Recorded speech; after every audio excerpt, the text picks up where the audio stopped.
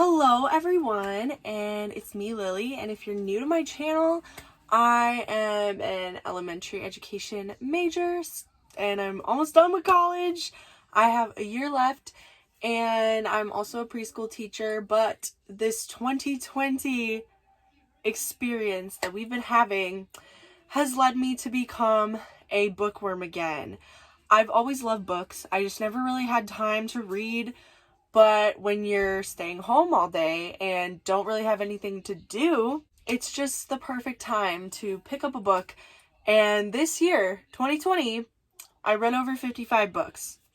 I took a poll on Instagram asking if you wanted to see an entire 2020 wrap-up of every single book I read or just a video of my 10 favorites. And everybody said favorites, so I'm going to be doing that. I'm kind of glad that one got picked because 55 books is a lot to cover. In 2020, I read 2 series, and I'm only going to talk about one today because I still don't know. I did not finish the series that I'm currently reading, which is Percy Jackson. I just finished the first book, so I feel like I can't really judge the series yet because I've only read one book.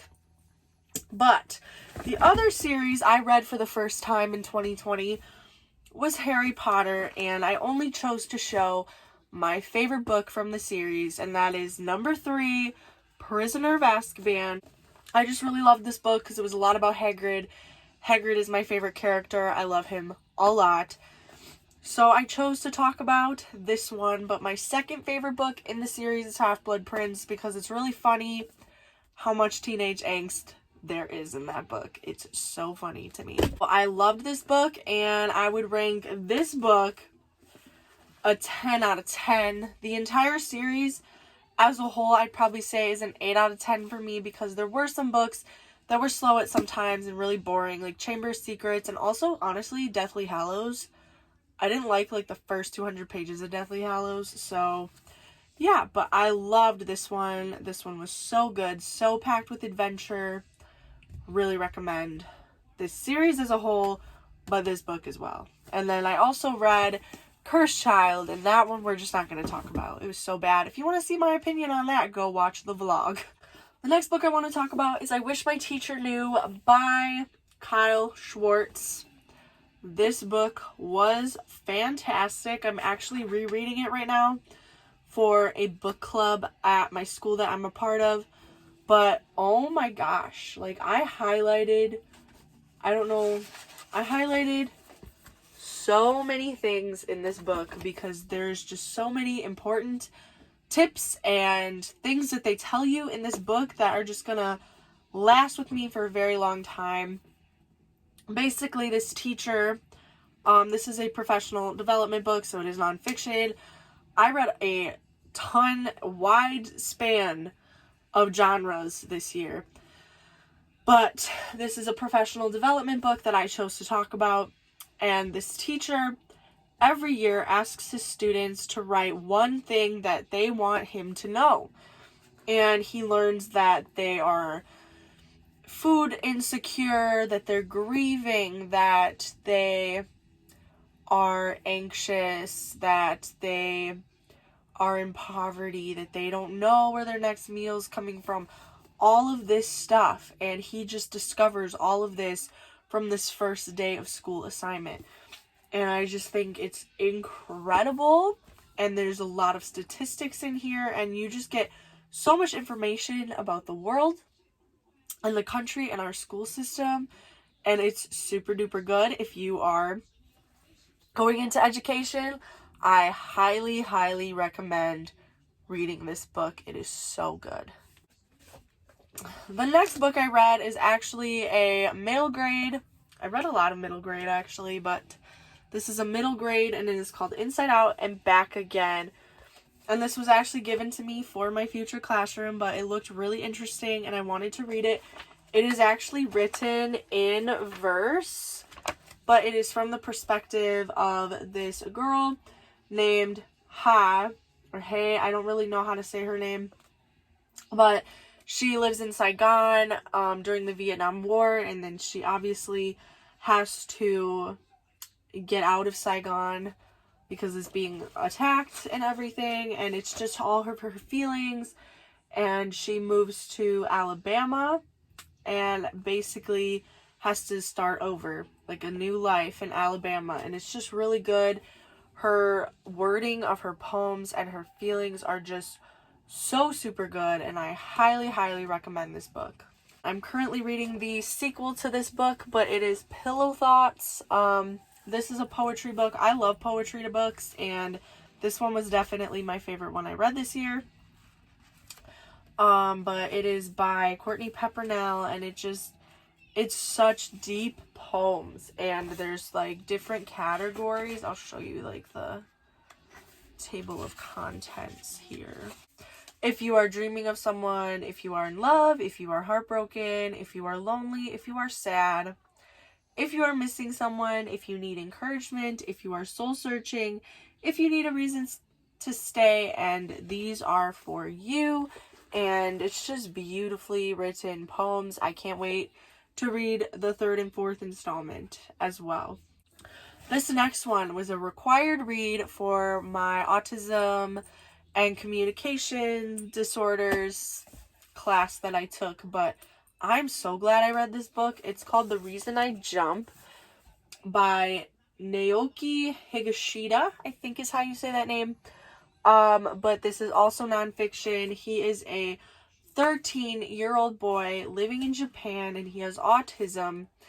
And this guy is interviewing him. Like, there's all these, like, it's written in questions, and then he answers the questions. Like, would you like to be normal is one of the questions. What's the reason you jump? Why do you write letters in the air? Why do people with autism often cut their ears? Is it when there's a lot of noise? And he just answers all these questions and shares his feelings about misconceptions of autism, and it's just super duper good. I highly recommend reading this book, especially if you are in the education field, because it's super duper interesting. It gives you a lot of insight. Even if you're not a SPED minor, highly recommend this book.